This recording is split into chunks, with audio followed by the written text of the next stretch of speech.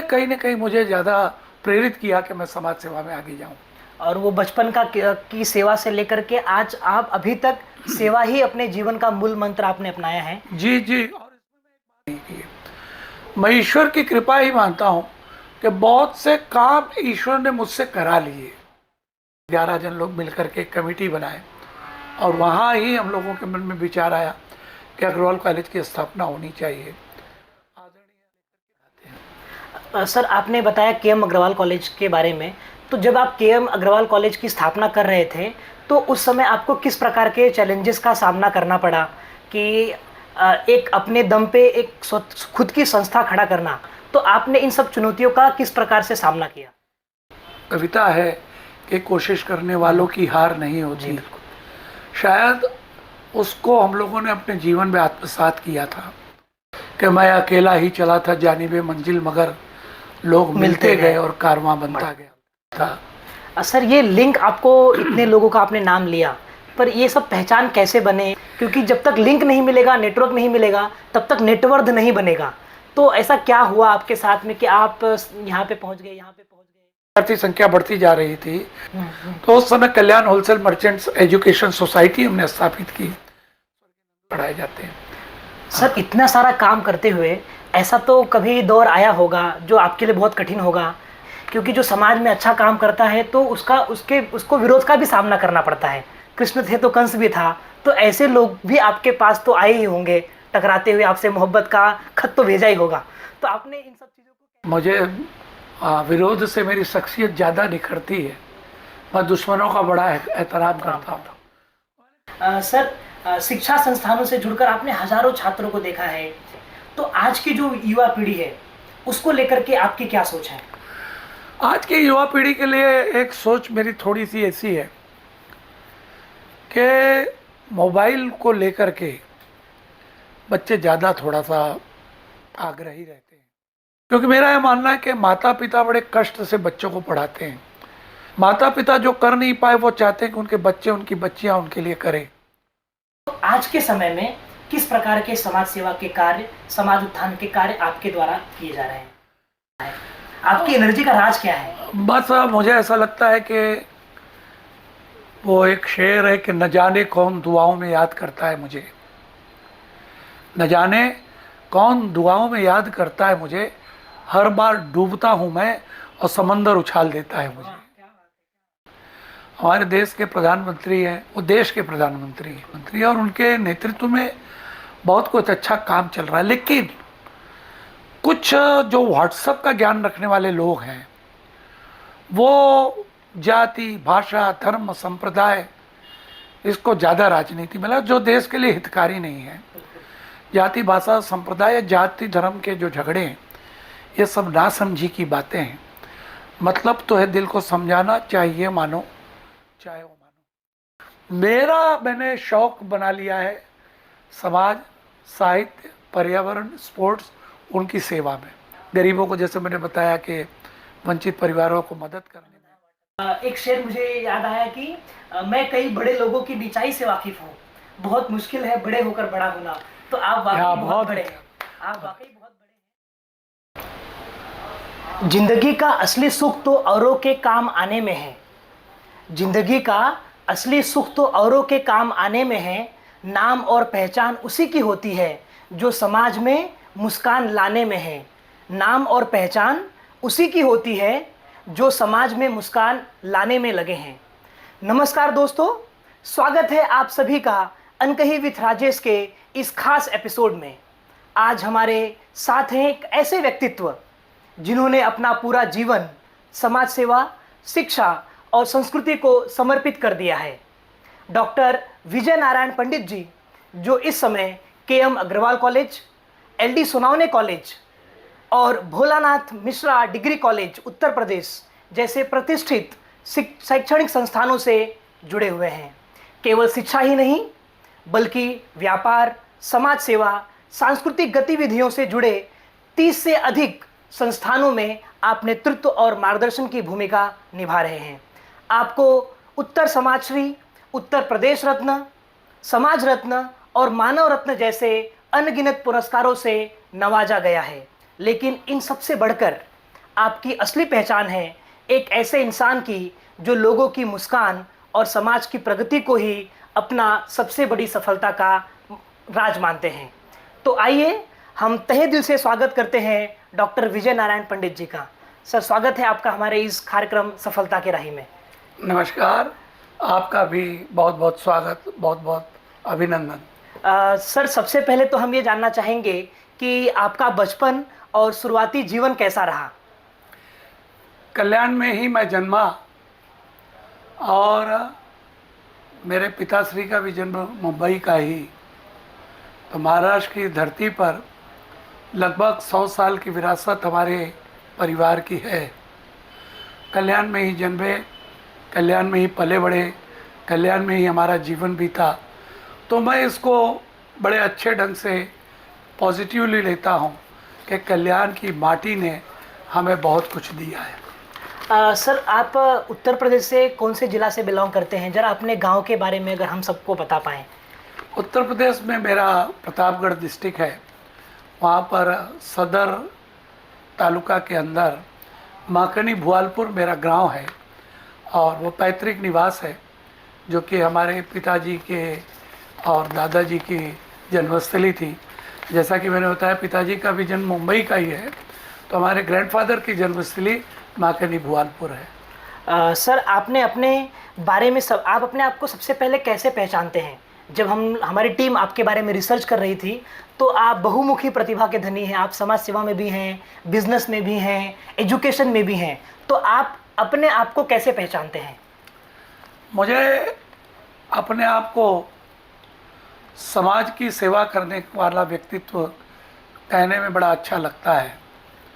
राजनीति मुझसे काफ़ी दूर है और ख़ास करके शोषितों के, वंचितों के, उपेक्षितों के, दलितों की सेवा में लगे रहने का मन ज़्यादा करता है।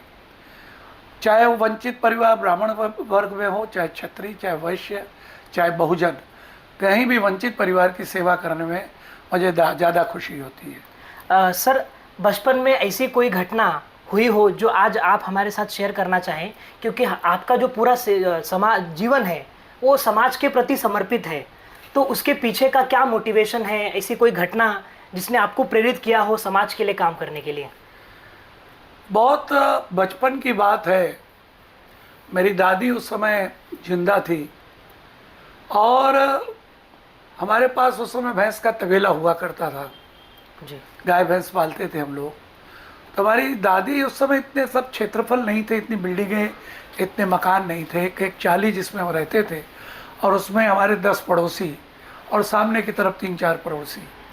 लेकिन हमारी दादी एक बड़े से कलशा जिसको कहते हैं मराठी जी, में, जी, कलश। उस कलशे में छाछ बना के रखती थी और सारे अड़ोसी पड़ोसी उस समय अपने बर्तन ले आते थे और ले जाते थे। तो मेरी दादी से पूछा करता था कि आप ये छाछ बनाती हो और लोग आकर के ले जाते हैं, उसमें आपको क्या सुख मिलता है?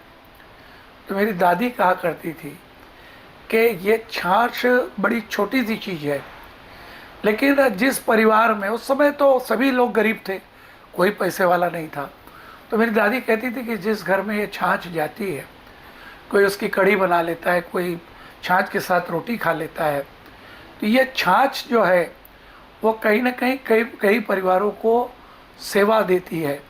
इसको कभी बंद नहीं करना। और उसने उस छोटी सी छाछ की सेवा जो हमारे घर से चलती थी, उसने कहीं ना कहीं मुझे ज़्यादा प्रेरित किया कि मैं समाज सेवा में आगे जाऊं। और वो बचपन की सेवा से लेकर के आज आप अभी तक सेवा ही अपने जीवन का मूल मंत्र आपने अपनाया है। जी जी। और इसमें मैं एक बात और कहूँगा, मैं निश्चित तौर पे, कि बहुत से काम मैंने सोच कर नहीं किए कि मैंने ये करना है, वो करना है, ये करना है, ऐसा सोचा, ऐसे सोच करके नहीं किए। मैं ईश्वर की कृपा ही मानता हूँ कि बहुत से काम ईश्वर ने मुझसे करा लिए। उदाहरण के तौर पे बताता हूँ जी। कि जब ये के.एम. अग्रवाल कॉलेज की स्थापना करनी थी, हमारे स्वर्गीय डॉक्टर हरबी सिंह जो कि अग्रवाल कॉलेज के संस्थापकों में एक थे, चेयरमैन थे, संस्थापक अध्यक्ष, तो उनके पास हम बिरला कॉलेज में एडमिशन के लिए जाया करते थे। Pro vice chancellor doctor Naresh ji उस समय बिरला कॉलेज के प्रिंसिपल थे। तो समाज सेवा की पहले से हम लोगों को एक ललक थी, परिवार में वैसा संस्कार मिला था। तो हम जाते तो कहते थे कि 2 एडमिशन, 4 एडमिशन, 5 एडमिशन विजय पंडित हम आपको दे देंगे।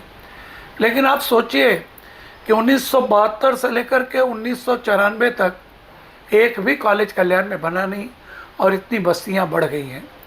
तो आपको एक कल्याण में कॉलेज खोलना चाहिए। गणपति का दिन था, आरबी सिंह सर मेरे घर पर आए थे जी। उनकी आत्मा को मैं अभिवादन करता हूँ, स्वर्ग में स्थान मिले ऐसी प्रार्थना भी करता हूँ। उन्होंने हमको उत्साहित किया कि एक अपनी कॉलेज बनाया जाए और हम लोग 11 जन लोग मिलकर के एक कमेटी बनाए और वहाँ ही हम लोगों के मन में विचार आया कि अग्रवाल कॉलेज की स्थापना होनी चाहिए। आदरणीय श्री उमेश जी पप्पू अग्रवाल की स्मृति को अभिवादन करता हूँ। उन्होंने 2 एकड़ ज़मीन देने का प्रस्ताव रखा, इसीलिए उनके स्वर्गीय पप्पू जी के पिताजी के नाम पर कृष्ण गोपाल मनोहर लाल अग्रवाल उनके पिताजी के नाम था, उन्हीं के नाम पे के हम अग्रवाल कॉलेज की हम लोगों ने स्थापना करने का निर्णय लिया, रजिस्ट्रेशन कराया। हमारे कृपा शंकर सिंह जी उस समय महाराष्ट्र प्रदेश कांग्रेस के अकेले जनरल सेक्रेटरी थे। शिवाजी राव देशमुख उस समय महाराष्ट्र प्रदेश कांग्रेस के अध्यक्ष थे जी सर। प्रयत्न की पराकाष्ठा की मैं, मेरे साथी स्वर्गीय आरबी सिंह जी का नेतृत्व, मेरे साथी ओम प्रकाश जी पांडे, चंदू जी तिवारी, किरण जी शुक्ला, कांतिलाल जैन, अनिल जी पंडित, राजू गौली, दिनेश जी सोमाणी और ये सारी मंडली हम लोगों के साथ, कांतिलाल जी जैन, वसंत जी भाई देड़िया, जवाहरमल जी जैन, धूपचंद जी जैन, ऐसे सारे लोग मिलकर के हमने एक ट्रस्ट रजिस्टर किया और उसमें हम लोगों ने विचार किया कि हम लोग 1-1 लाख रुपये अपना कंट्रीब्यूशन निकालेंगे और बाकी जो कम पड़ेगा समाज की सहायता से इकट्ठा करेंगे।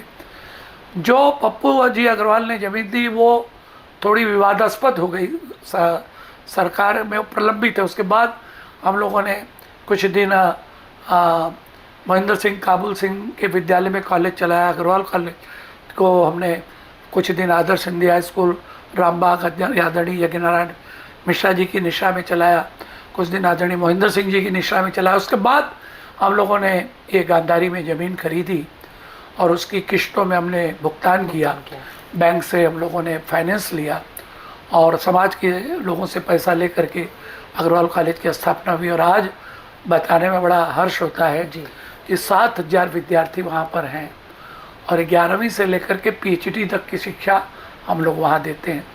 Commerce, IT, electronics, BMS, BAF, banking, insurance, MSc, MCom, MA सारे विषय पे हम लोग वहाँ पढ़ाते हैं। सर आपने बताया KM अग्रवाल कॉलेज के बारे में, तो जब आप KM अग्रवाल कॉलेज की स्थापना कर रहे थे तो उस समय आपको किस प्रकार के चैलेंजेस का सामना करना पड़ा कि एक अपने दम पे एक खुद की संस्था खड़ा करना, तो ये तो बहुत बड़ी बात होगी और उस समय में तो और भी डिफ़िकल्ट रहा होगा, सरकार से परमिशन लेना, पैसे का निवेश करना, तो आपने इन सब चुनौतियों का किस प्रकार से सामना किया? मैं इसको सामूहिक प्रयत्न मानता हूँ कि हमारी जो टीम थी बड़ी जाबाज टीम थी जी। और वो जो कविता है कि कोशिश करने वालों की हार नहीं होती, शायद उसको हम लोगों ने अपने जीवन में आत्मसात किया था। और जैसे जैसे चैलेंजेस आते गए उसको हमने फेस किया धीरे धीरे। वो मजरू सुल्तानपुरी का वो शेर कि मैं अकेला ही चला था जानिबे मंजिल मगर लोग मिलते गए और कारवां बनता गया।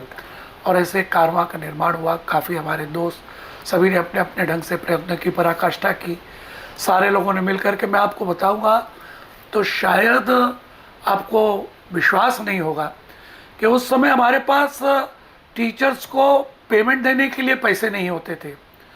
तो मैं मेरी दुकान में के जो मेरे आटा मैदा बेसन का व्यापार है, मेरे वसूली के पैसे जो आते थे वो मैं टीचर्स के पगार के लिए दिया करता था।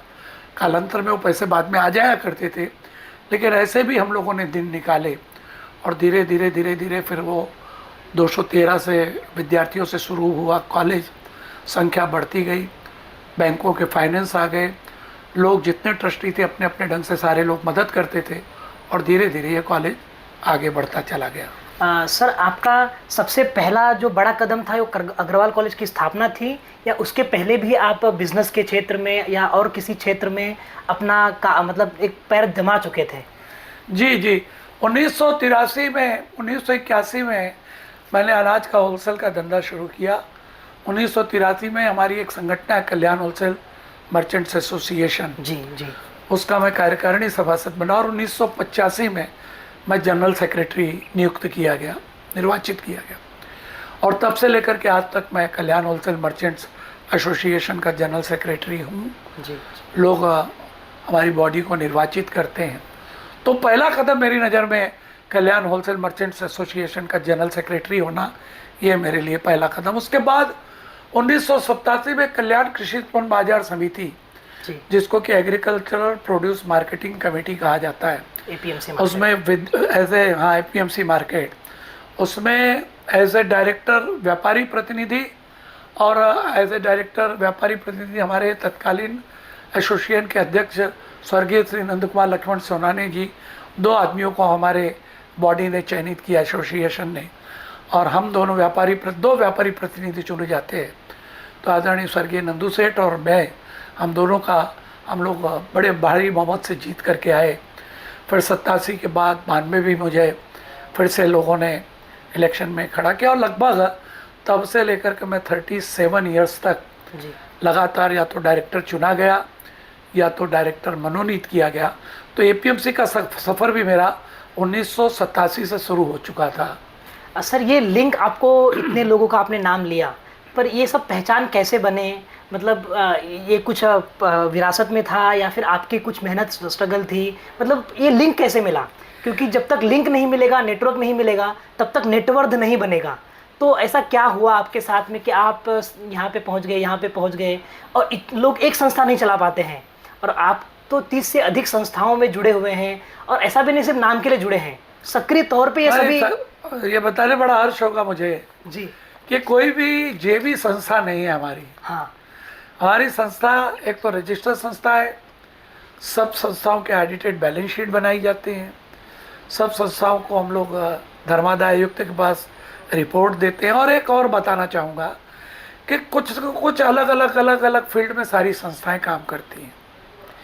ये निश्चित तौर पे मुझे विरासत का फ़ायदा मिला। मेरे पिताजी new high school Marathi school में पढ़ते थे। अच्छा। हिंदी भाषी थे, लेकिन वो मराठी स्कूल में पढ़ते थे। और मेरे पिताजी 1983 से लगातार 2 बार कल्याण नगर परिषद में नगर सेवक चुने गए। एक हिंदी भाषी मराठी स्कूल में पढ़ना, और फिर उसके बाद नगर सेवक चुना जाना 2 बार, और उसके बाद 1 बार मनोनीत भी हुए। और कई विभिन्न समितियों पे उन्होंने विभिन्न पदों को विभूषित किया। नगर परिषद के उपाध्यक्ष रहे, विभिन्न समितियों के अध्यक्ष रहे, उसका फ़ायदा मुझे ज़रूर मिला। 1981 में होलसेल के बिजनेस में आया तो संगठन मिल गई, और संगठन मिलने के बाद संगठन में पदाधिकारी बन गया। संगठन पदाधिकारी के बनने के बाद एपीएमसी का चुनाव जीत गया। तो ये विरासत में जो हमारे पिताजी की जो छवि थी, उसका मुझे फ़ायदा मिला। और स्वर्गीय नंदू सेठ जो थे, वो भी हमारे न्यू हाई स्कूल के ही छात्र थे। जी, जी। हमारे पिताजी सीनियर थे, वो कुछ जूनियर थे, तो उनको आदरणीय काकाश्री कहता था। वो भी एसोसिएशन के अध्यक्ष थे, मैं जनरल सेक्रेटरी था, और एसोसिएशन के सारे लोगों का फिर साथ मिलता चला गया। तो हम लोगों ने कालांतर में, जब 1994 में अग्रवाल कॉलेज की स्थापना होने के बाद फिर भी विद्यार्थी संख्या बढ़ती जा रही थी, तो फिर से हमको एडमिशन की समस्या आने लगी। तो उस समय कल्याण होलसेल मर्चेंट्स एजुकेशन सोसाइटी हमने स्थापित की। स्वर्गीय नंदू सेठ उसके अध्यक्ष थे, मैं उसका जनरल सेक्रेटरी, वसंत जी देड़िया, जवाहरमल जी जैन, नरेंद्र जी परमार, ऐसी हमारी एक टीम कॉलेज के लिए तैयार हुई। और उस माध्यम से हमने कल्याण होलसेल मर्चेंट एजुकेशन सोसाइटी के लिए हम लोगों ने गवर्नमेंट के पास अप्लाई किया, और सरकार ने सन 2000 में उसको मान्यता दी। तत्कालीन एजुकेशन मिनिस्टर माननीय अनीश अहमद जी, 1 अगस्त को हमारा एसोसिएशन का वर्धापन दिन हुआ करता था, उसकी मान्यता लेकर के स्वतः कल्याण में आए। ये हमारे लिए बहुत बड़ी बात थी। और फिर हमारे नंदू सेठ जी ने अपने पिताजी की स्मृति में स्वर्गीय नंद कुमार लक्ष्मण सोनवणे उनका नाम था, और उन्होंने अपने पिताश्री के स्मृति में लक्ष्मण देवराम सोनवणे वो कॉलेज के लिए जगह खरीदी। मैं छात्र आप अगर सोनवणे कॉलेज के छात्र हैं, आपको वो बखूबी मालूम है। जी बिल्कुल। फिर वो सोनवणे कॉलेज के लिए जगह खरीदी गई, फिर वही बैंक का फाइनेंस लिया गया और बिल्डिंग बनाई गई। सोनवणे कॉलेज भी पहले कुछ दिन हम लोगों ने आदरणीय सोनवणे जी के स्टेट बैंक की बिल्डिंग में हमने कुछ दिन रन किया। उसके बाद कुछ दिन के लिए हमने महेंद्र सिंह काबुल सिंह के विद्यालय में रन किया, और उसके बाद सोनवणे कॉलेज की बिल्डिंग तैयार हुई और हम लोग फिर वहाँ शिफ्ट हुए। बताने में खुशी होती है कि 5000 विद्यार्थी हैं सोनवणे कॉलेज में। जी जी। और 11th से लेकर के MSc MCom MA तक की शिक्षा दी जाती है। कंप्यूटर IT इलेक्ट्रॉनिक जैसे सब्जेक्ट हैं। कॉमर्स में BMS BSc IT BSc computer science BAF इत्यादि बहुत सारे सब्जेक्ट पढ़ाए जाते हैं। सर इतना सारा काम करते हुए ऐसा तो कभी दौर आया होगा जो आपके लिए बहुत कठिन होगा, आपका मन किया होगा कि बस बहुत हो गया अभी रुक जाते हैं, क्योंकि जो समाज में अच्छा काम करता है तो उसको विरोध का भी सामना करना पड़ता है, क्योंकि अगर राम थे तो रावण भी था, कृष्ण थे तो कंस भी था, तो ऐसे लोग भी आपके पास तो आए ही होंगे, टकराते हुए आपसे मोहब्बत का खत तो भेजा ही होगा। तो आपने इन सब चीज़ों को कैसे फेस किया? भाग्यशाली रहा कि ज़्यादा विरोध नहीं हुआ जी। लेकिन मैं एक शेर मैंने कभी पढ़ा था कि मैं दुश्मनों का बड़ा एहतराम करता हूँ। जी। क्योंकि उन्हीं से तो एनर्जी मिलती है, उन्हीं से तो काम करने की शक्ति मिलती है। क्योंकि वो अगर हमको कहीं ना कहीं चैलेंजेस देते हैं तो फिर मन होता है कि अभी इसको भी आगे बढ़ना है, कुछ करके दिखाते हैं, कुछ करके दिखाना है। जी। अब आपको बताता हूँ कि हम लोग एक हमारे मित्र परिवार के शादी में गए सुब्रमण्य मॉल में, तो वहाँ साउथ इंडियंस की एक सोसाइटी, तो वो साउथ इंडियंस की एक छोटी सी सोसाइटी और बड़ा शादी का हॉल देखा। मन में आया कि अपने उत्तर भारतीयों का हाल होना चाहिए। सबको फिर जमा किया। उत्तर भारतीय समाज के जो जितने बड़े शीर्ष पुरुष थे, जी जी, आदरणीय स्वर्गीय RB सिंह का बार बार नाम लेता हूँ कि हर जगह उन्होंने मुझे बहुत हिम्मत दी। आप सबके तो एकदम गुरु है, गुरु थे, गुरु स्थान पे ही थे वो। जी बिल्कुल। रमाकांत जी उपाध्याय, राधे मोहन जी तिवारी, चंदू तिवारी, मुन्ना पांडे, बाबा तिवारी, ऐसे फिर एक जवानों की टीम हमने बनाई। और आपको विश्वास होगा कि जो पहला उत्तर भारतीय भवन महाराष्ट्र में बना, जी, वो उत्तर भारतीय भवन कल्याण में बना। वाह। और कल्याण में हम लोगों ने कोई सरकार से डोनेशन मिली हुई जगह पे नहीं बनाया, हम लोगों ने जगह खरीदी, जगह खरीद करके प्लान पास कराया, प्लान पास करा करके ग्राउंड प्लस 3 फ्लोर की बिल्डिंग बनाई। 12,000 स्क्वायर फीट की बिल्डिंग बनाने के बाद, वो समाज को समर्पित करने के बाद, जैसा कि आपने भी कहा कि कुछ लोग हमेशा जी जी टोकने वाले भी होते हैं, तो अपने समाज, जब देखो आप बाहर वालों से लड़ सकते हो लेकिन घर वालों से लड़ना मुश्किल होता है। जब घर के ही लोग प्रश्न पूछने लगे तो हमारी कमेटी ने निर्णय लिया कि हम लोग सब लोग अपनी बार इलेक्शन में नहीं खड़े होंगे, और अगर इलेक्शन लड़ते तो हमारी पूरी टीम वही की वही जीत के आती। लेकिन हमने सोचा कि अब जो निंदा करने वाले लोग हैं, टीका टिप्पणी करने वाले लोग हैं, जी जी, उनको देते हैं। मैंने आपको बताया ना कि जो मुझसे घर्षण करते हैं, मुझे विरोध से मेरी शख्सियत ज़्यादा निखरती है। मैं दुश्मनों का बड़ा एहतराम करता हूँ। तो मैंने कहा इनको भी कुछ कर दिखाने की दो। हमारी पूरी टीम हमारी हट गई। मुझे बड़े दुख के साथ आज कहना पड़ता है कि जहाँ हम भवन छोड़ के गए थे, वो भवन आज भी वैसा ही है। उसको संचालन करने वाली टीम हमारे ही लोग हैं, लेकिन दुख के साथ कहना पड़ता है कि वो उत्तर भारतीय भवन अब खंडहर होते जा रहा है। जब भी आपको कोई बड़ा निर्णय लेना होता है, हाँ। तो आप किससे सलाह मशवरा करते हैं? मुझे एक बात बताओ कि मेरे जितने फर्म हैं उसका नाम है मातृकृपा। जी, मातृकृपा।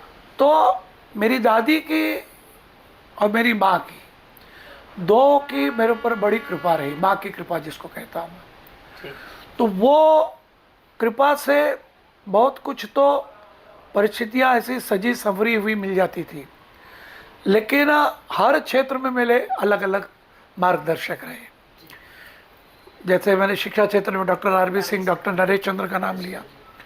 उत्तर भारतीय समाज का जब मैं जिक्र करता हूँ तो मेरे साथी रहे चंदू तिवारी, एडवोकेट राधे मोहन तिवारी, बाबा तिवारी, मुन्ना पांडे, ऐसे तमाम लोग, रमाकांत जी उपाध्याय, ये सब लोग मेरा मतलब बड़े कोर कमेटी के लोग रहे, इनका मुझे बड़ा साथ मिला गया। सोनोने कॉलेज का जिक्र करता हूँ तो मेरे एसोसिएशन के लोग, उसमें आदरणीय नंदू सेठ, स्वर्गीय नंदू सेठ, श्री वसंत जी भाई देड़िया, श्री जवाहरमल जी जैन, श्री नरेंद्र जी परमार, ये सारी टीम मेरे सोनोने कॉलेज की टीम में रही। ऐसे ही हर क्षेत्र में मुझे लोग गाइड करते रहे या मेरे साथ हर संघर्ष में मेरे साथ चलते रहे। सर, आपकी एक संस्था है अनुबंध संस्था, जो स्लम एरिया में काम करती है, तो इसके बारे में थोड़ा सा आप प्रकाश डालिए कि अनुबंध संस्था किस प्रकार से काम करती है और आपका जुड़ाव इसमें किस प्रकार से है। इसमें हमारी अग्रवाल कॉलेज की एल्यूमिनी, वो बच्चों ने उसमें बड़ा योगदान निभाया। हमारे कॉलेज की हैं प्रोफेसर सोनी मैडम, उनके मन में कल्पना आई कि बगल में ही, अग्रवाल कॉलेज के बगल में ही एक कचरा बीनने वाली बस्ती है, वहाँ के लोग पैसा तो ठीक ठाक कमा लेते हैं लेकिन बच्चों के शिक्षा की तरफ उनका ध्यान नहीं है। तो हमारी सोनी मैडम जी, भिवंडीकर सर, मैं, मुन्ना पांडे और हमारी टीम, सूर्यकांत जी हुए, वैभव हुए, एडवोकेट मीनाक्षी थी उस समय आगे काम करने वाली, सुजाता टिवले मैडम, अगर हमारी ऐसी टीम बनी और वहाँ पर ये सूर्यकांत और ये बच्चों ने बड़ा करतब करके दिखाया। बच्चों को पढ़ाना, पहली से लेकर के 10वीं तक सब पढ़ाते, उनको नहाना धोना, कैसे ठीक ठाक से रहना, कपड़े कैसे पहनना, ये सारा काम करते करते करते करते करते मुझे बताने में खुशी होती है कि अभी कई बच्चे ग्रेजुएट हो गए हमारे वहाँ पे और कई बच्चे अभी भी पढ़ते हैं। मतलब उस एरिया में आप जाने की हिम्मत भी नहीं कर सकोगे, और ये लोग जाके काम किए, हम लोग जाके काम किए और काफ़ी उसमें बड़ा अच्छा लगता है। अभी भी बहुत सारे प्रोग्राम हम लोग वंचित परिवारों के लिए करते रहते हैं। अन्नदान वितरण है, कंबल वितरण है, उनके फीस है, उनके कपड़े हैं, उनके रखरखाव की चीज़ें, सारी चीज़ें हम लोग करते रहते हैं। और सौभाग्यवश मुझे भी अनुबंध संस्था के कार्य को देखने का मौका मिला है। यहाँ पर पानपुड़े नगर है, तो वहाँ पे भी हमारे बहुत सारे प्रोजेक्ट हुए हैं। तो बहुत ही अच्छा काम आपके टीम ने और आपके मार्गदर्शन में हुआ है। सर, शिक्षा संस्थानों से जुड़कर आपने हजारों छात्रों को देखा है, उनको बनते हुए देखा है। तो आज की जो युवा पीढ़ी है उसको लेकर के आपकी क्या सोच है? आज की युवा पीढ़ी के लिए एक सोच मेरी थोड़ी सी ऐसी है कि मोबाइल को लेकर के बच्चे ज़्यादा थोड़ा सा आग्रही रहते हैं और मोबाइल पे जितना पढ़ाई में मन लगा के काम करना चाहिए। क्योंकि मेरा यह मानना है कि माता पिता बड़े कष्ट से बच्चों को पढ़ाते हैं और माता पिता अपनी छवि उन बच्चों में देखते हैं। माता पिता जो कर नहीं पाए वो चाहते हैं कि उनके बच्चे, उनकी बच्चियां उनके लिए करें। और ऐसे समय में मोबाइल देखना बुरी बात नहीं है, मोबाइल से आधुनिक ज्ञान लेना भी बुरी बात नहीं है, उसका कोई अच्छा सदुपयोग होता है तो भी कोई बुरी बात नहीं। लेकिन मैंने देखा कि आजकल जो लोग जो है मोबाइल में जो नहीं देखने वाली चीज़ें उस तरफ ज़्यादा आकर्षित होते हैं। मेरा बच्चों से आग्रह रहेगा कि आपके माता पिता ने बड़ा कष्ट कर कर के आपको यहाँ पर लाया है, तो अपनी माता पिता की जो मुरादें हैं वो पूरा करना आपका प्रथम लक्ष्य होना चाहिए। आपका कैरियर आपका प्रथम लक्ष्य होना चाहिए और उसके बाद जो भी आपको करना है करें, ऐसा मेरा मानना है। सर, आपकी इतनी सारी इस समय कितने सारे समाज सेवा के कार्य चल रहे हैं। अभी जब मैं आपसे मिलने के लिए आया था तो भी बहुत सारे लोग आपसे मिलने के लिए आते रहते हैं। आपके ऑफिस में निरंतर लगातार लोगों की भीड़ रहती है। तो आज के समय में किस प्रकार के समाज सेवा के कार्य, समाज उत्थान के कार्य आपके द्वारा किए जा रहे हैं? सबसे बढ़िया मैं आपको एक बात बताता हूँ। 1 अप्रैल 2008 उस समय मेरे मन में विचार आया कि होटलों का खाना, जो हमारा मजदूर वर्ग है, जो कष्टकरी व्यक्ति है, जो मेहनत करता है, होटलों का खाना वो वहन नहीं कर पाएगा। तो मेरे पास एक फंड मैंने जुटाया 30,000 रुपये का और मैंने कैलकुलेशन लगाया कि 5 किलो चावल उस समय कम रहा होगा भाव, 2-2.5 किलो दाल, 1-2 किलो की सब्जी और गैस, उसको बनाने का खर्च, और एक टाइम का भोजन हम लोग 150-200 आदमी का हमारे शंकर मंदिर के सामने खिचड़ी का हम लोग मुफ्त में बांटना शुरू करें, ऐसा एक मन में भाव आया। तो ये सोचा 30,000 का फंड है, प्रतिदिन 1,000 रुपया लगेगा, 1 महीना चलाएंगे और फिर अगर नहीं चल पाया तो फिर देखेंगे आगे क्या करना है। लेकिन 1 अप्रैल 2008 को जो ये खिचड़ी बांटप शुरू हुआ, आज 2025 है। पहले तो हम सवेरे सिर्फ एक ही टाइम बांटते थे, सवेरे 12:30 बजे। अब हम शाम को 7 बजे भी बांटते, पिछले कई वर्षों से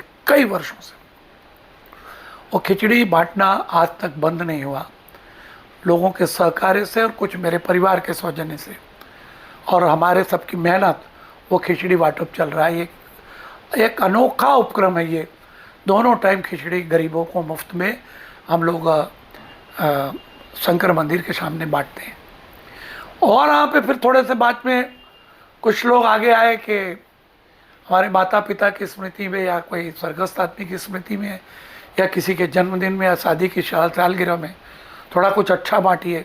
तो हमने 2500 रुपया सानुग्रह राशि रखी, जो 150-200 आदमी को बूंदी, गाठिया, पूरी और भाजी, कढ़ी इत्यादि चीज़ 150-200 आदमी को, जिसको भी अपने माता पिता की स्मृति में या परिवारजनों की स्मृति में, बर्थडे में या मैरिज एनिवर्सरी में जो भी 2500 रुपया देता है, 150 लोगों को सिर्फ 2500 की राशि में हम लोग ये खाना भंडारे के रूप में बांटते हैं। पहले तो 2-4 महीने में 2-4 बार ही ऐसा प्रसंग आता था, लेकिन मुझे बताने में बड़ी खुशी होती है कि महीने में अभी 10-15 बार हम लोग भंडारा, वो भी दोनों समय बांट पाते हैं। एक छोटी सी घटना और मुझे याद आती है। हमारा वॉकिंग ग्रुप है, संस्कृति संगम गोल्डन ग्रुप। हम लोग वॉकिंग करने के बाद बैठते थे, आपस में बैठ करके थोड़े से हल्के स्वरों में गप्पा वगैरह, कविता पाठ, गाना वगैरह करते। तो मुझे मेरे सलाह हमारे गोल्डन ग्रुप के दिलबाग जी हैं, सतनाम जी हैं, राम प्रकाश शर्मा जी हैं, संध्या जी जादव हैं, माधवी जी पवार हैं, ऐसे बहुत सारे लोग, सचिन जी गोरे, शिवानी जी गोरे, ऐसे लोग इकट्ठा हुए, रणबीर सिंह जी चौहान, ऐसे 10-15-20 लोग इकट्ठा हुए और उन्होंने मुझे प्रस्ताव रखा कि कुछ यहाँ पर हम लोग कुछ करें। तो वहाँ से शुरुआत हुई। मैंने कहा कि भाई हम लोग क्या एक काम करते हैं, 25 आदमियों को 1 महीने का मुफ्त में राशन देंगे। उसमें 5 किलो गेहूँ का आटा, 5 किलो चावल, 1 किलो तेल, 1 किलो दाल, 1 किलो शक्कर, 1 किलो नमक इत्यादि चीज़ें देंगे। और वहीं पे हमारे 25 लोगों ने घोषणा कर दी, किसी ने नमक हर महीना मैं दूंगा, किसी ने कहा दाल मैं दूंगा, किसी 2 जन ने मिलकर के दाल दी, किसी 3 जन ने मिलकर के दाल दी, किसी ने चावल दिया, किसी ने आटा दिया, किसी ने तेल दिया। और आपको बताता हूँ कि ये जो प्रयोग है, आज भी 100 वंचित परिवारों को हर महीना 5 किलो चावल, 5 किलो आटा, 1 किलो तेल, 1 किलो दाल, 1 किलो शक्कर और ऐसे जीवनोपयोगी वस्तुएं आज भी 100 परिवारों को पिछले लगभग 10 वर्षों से हम लोग, हमारी संस्था संस्कृति संगम, गोल्डन ग्रुप, ब्राह्मण समाज कल्याण संस्था, ओम शिवम सत्संग ट्रस्ट और एमजे पंडित ट्रस्ट के माध्यम से बांटते हैं। एक मतलब वॉकिंग ग्रुप भी ये काम कर सकता है, ये आपको बताना चाहता हूँ। सर क्या राज है कि आपको ऐसे लोग मिल जाते हैं जो आपके लिए काम करने के लिए, आपको सहयोग करने के लिए तैयार हो जाते हैं? क्या आपके अंदर ऐसे क्या वो चुंबकीय गुण हैं जो आप लोगों को खींच लेते हैं और इतने सब लोग को आप मैनेज करते हैं, समय देते हैं? ये कैसे संभव हो पाता है? आपकी एनर्जी का राज क्या है? बस मुझे ऐसा लगता है कि वो एक शेर है कि न जाने कौन दुआओं में याद करता है मुझे, न जाने कौन दुआओं में याद करता है मुझे, हर बार डूबता हूँ मैं और समंदर उछाल देता है मुझे। क्या बात है, क्या बात है। तो ये लोगों की दुआओं का असर है, इसमें मैंने कुछ एक्स्ट्रा काम नहीं किया। मेरे पीछे मेरा परिवार जो है वो एकदम स्तंभ की तरह खड़ा है, हाँ चट्टान।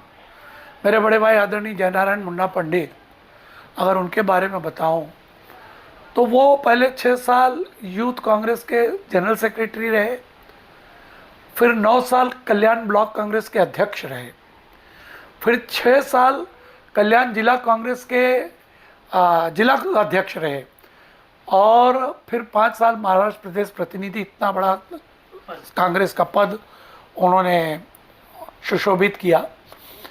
और वही मुन्ना पंडित जी एक बार महानगर पालिका में नगर सेवक भी बने। उसके बाद हमारा वार्ड लेडीज़ हो गया, ओबीसी हो गया, ऐसे क्रम में फिर कोई घर का परिवार का कोई इलेक्शन नहीं लड़ पाया। लेकिन ये जय नारायण पंडित, मेरे छोटे भाई हृदय नारायण पंडित, वो रिटेल एसोसिएशन जो किराना दुकानों की संस्था है उसके 1350 मेंबर, उसके प्रेसिडेंट पिछले कई दशकों से हैं वो हृदय नारायण जी पंडित। मेरे छोटे भाई शिव नारायण पंडित, जिनको हम प्यार से बच्चा कह के बुलाते हैं, जय नारायण पंडित को मुन्ना भैया कहते हैं, बच्चा भैया भी मेरे साथ सभी संस्थाओं में मेरे साथ पदाधिकारी हैं, और कंधे से कंधा मिला करके जिसको बोलते हैं शाना बशाना, वो मेरे साथ जुड़े रहते हैं। मेरे भाई डॉक्टर श्याम पंडित, वो स्किन के डर्मेटोलॉजिस्ट हैं, बड़ा अच्छा उनका काम है। और सबसे बड़ी कृपा जो हम लोग गुरु धर्माधिकारी जी महाराज जो हमारे हैं सदगुरु, उनके हम लोग सदगुरु चरणों में सेवा में हैं। सदगुरु धर्माधिकारी के बाद हमारे सचिन दादा धर्माधिकारी, और हम लोग पूरा परिवार उनको गुरु के तरह मानता है, धर्माधिकारी महाराज जी को। और बताने में ये खुशी होती है कि धर्माधिकारी महाराज जो हमारे गुरु हैं, जिनके कई प्रतिष्ठान, मुख्यमंत्री तत्कालीन श्रीकांत शिंदे जी, आज के उप मुख्यमंत्री एकनाथ शिंदे जी और श्रीकांत जी, वो भी परिवार उस गुरु शरण में है। उस परिवार के जो गुरु जी की हमारी कोर टीम है, उसमें हमारे श्याम पंडित जी का भी समावेश है। तो मुझे ऐसा लगता है कि सदगुरु कृपा ही हम लोगों को आगे बढ़ा रही है। मतलब पूरा परिवार जो है वो समाज सेवा, समाज उत्थान के लिए कार्य जी जी जी। सर, राजनीति में भी आपका कुछ वर्षों तक प्रवेश रहा, किस प्रकार? राजनीति में मैंने 6 साल के लिए एक्टिव कांग्रेस में काम किया। जब हमारे बड़े भाई जिला अध्यक्ष थे तब उनके लिए मैंने एक्टिवली कांग्रेस का काम किया। मैं कांग्रेस की विचारधारा का आदमी हूँ, मैं कांग्रेस की विचारधारा का हूँ। आज भी कोई पार्टी में मैंने कोई पद नहीं लिया उस 6 साल को छोड़ने के बाद, लेकिन आज भी मैं कांग्रेस का ही विचारधारा का व्यक्ति हूँ। राजनीति में मैं कांग्रेस की राजनीति से प्रभावित हूँ। लेकिन आप अजात शत्रु हैं। एक तो हमारे अटल बिहारी वाजपेयी जी थे, लेकिन आप भी हैं कि आपका हर एक पार्टियों के साथ उतना ही लगाव है। जी जी जी, इतना फोन पर सभी लोग उपलब्ध होते हैं। भाग्यशाली हूँ मैं। मेरा 60वां जन्मदिन था जी। आदरणीय कृपाशंकर सिंह जी बम्बई से आए, तत्कालीन तब मंत्री थे श्री एकनाथ शिंदे जी, वो आए, हमारे श्रीकांत जी शिंदे आए, रविंद्र जी चौहान आए मेरे बर्थडे में, हाँ बीजेपी के वर्तमान में अध्यक्ष हैं, गणपत जी गायकवाड़, विश्वनाथ जी भोईर, नरेंद्र जी पवार, किशन जी कथोरे, ये सब लोगों का मेरे से बड़ा प्रेम और स्नेह है। मैं आपको एक बात बताता हूँ, राजनीति को अगर अपार्ट कर दिया जाए तो ये सब लोग मुझ पर विशेष कृपा रखते हैं, विशेष प्रेम रखते हैं। आदरणीय कपिल जी पाटिल जब केंद्रीय मंत्री थे तो मैं पंचायती राज मंत्री, तो कपिल जी पाटिल का तो इतना स्नेह रहता था मुझ पर कि कहीं जाने लगते थे तो बोलते थे विजय बस गाड़ी में दे, और गाड़ी में कहीं जाना है तो ऐसे सामाजिक सेवाओं में या कोई मंचों पे मुझे अपने साथ रखते थे। यही कृपा श्री एकनाथ जी शिंदे की रही, यही कृपा श्रीकांत जी शिंदे की रही, यही कृपा किशन जी कथोरे की। मतलब राजनीति में विचारधारा को अगर छोड़ दिया जाए तो सभी पार्टी के लोग मेरे मित्र हैं, चाहे वो मनसे के आदरणीय प्रकाश जी पाटिल आपदार हों, चाहे राजू जी पाटिल हों, सारे लोग, चाहे शिवसेना के हों, चाहे शिंदे सेना के हों, कांग्रेस राष्ट्रवादी। प्रमोद जी हिंदूराव का मैं इसलिए जगह पे नाम उल्लेख करूँगा। प्रमोद जी हिंदूराव इस समय अजीत पवार जी की राष्ट्रीय और प्रदेशीय कार्यकारिणी में उच्च पद पे हैं, सिडको के चेयरमैन भी रह चुके हैं। प्रमोद जी हिंदूराव और मैं एक साथ 10 साल तक कल्याण एपीएमसी में डायरेक्टर है, वो चेयरमैन हुआ करते थे और मैं उनके साथ कमेटी में था। ये भी एक भाग्य की बात है। आदरणीय संजय जी दत्त अभी आप महाराष्ट्र प्रदेश कांग्रेस और ऑल इंडिया कांग्रेस में पदाधिकारी हैं। ब्रिज दत्त उनके छोटे भाई महाराष्ट्र प्रदेश में अभी जनरल सेक्रेटरी हैं। संजय दत्त जी को अभी पंजाब का प्रभारी बनाया गया है। वो संजय दत्त जी, हमारे दत्त फैमिली का और पंडित फैमिली का 50 साल पुराना नाता है। वो संजय दत्त जी आज भी मुझे अपना एक बड़ा भाई मानते हैं और उतना ही स्नेह और प्यार देते हैं।